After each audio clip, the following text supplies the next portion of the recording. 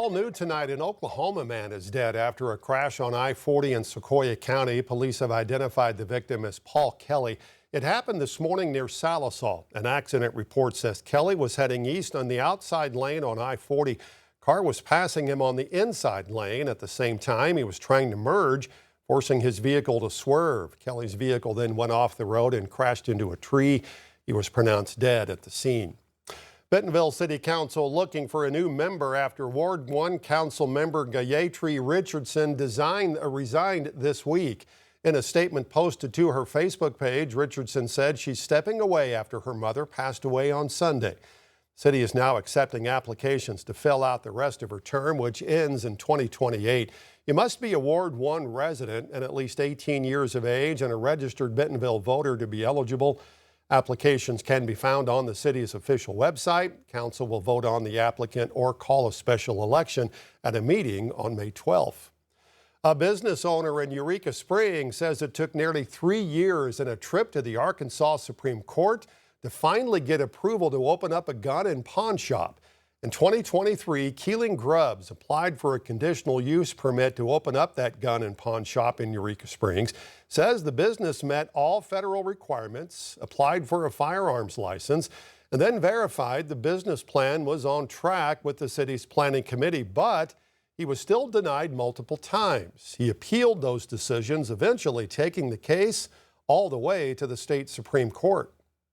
It's cost us a lot of money and a lot of time over the last 3 years. So what we've done, last year we did almost 40 gun shows. So we had to travel every weekend to a gun show and sell guns.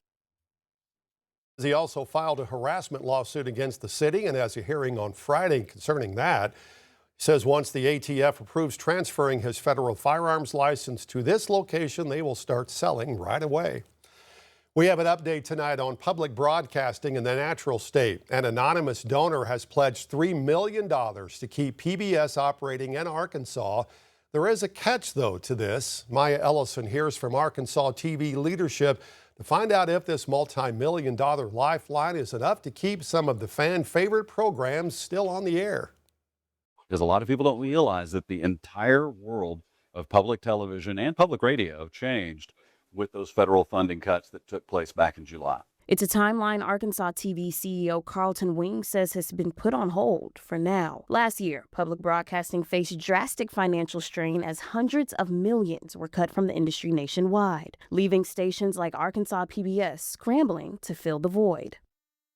That's when the Arkansas TV Commission voted to end its membership with PBS to keep them away from bankruptcy, prioritizing local operations. Because when the feds were providing our funding, 20% of our funding came from the federal government. That's what went away. That was $2.5 million that went away. But just as the transition began, a lifeline appeared. An anonymous donor has pledged $3 million to keep PBS in the natural state. But Wing emphasizes this isn't a simple check.